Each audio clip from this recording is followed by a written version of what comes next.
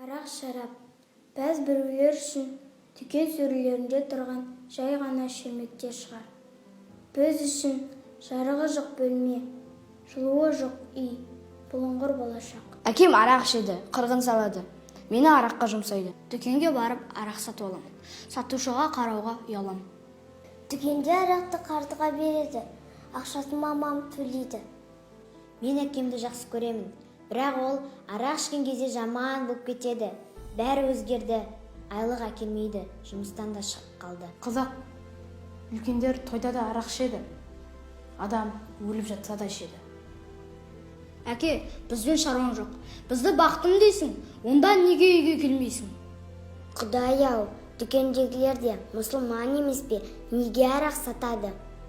Көршідегі аға арақ ішеді, үйінде күнде ұрыс-керіс. Ата, әже, арақ қойған тойға бармаңыздаршы, өмір арақ сасып барады.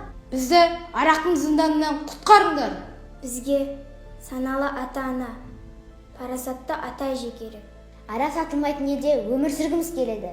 Әке, анашым, бізді азғын өмірден арашалаңдар.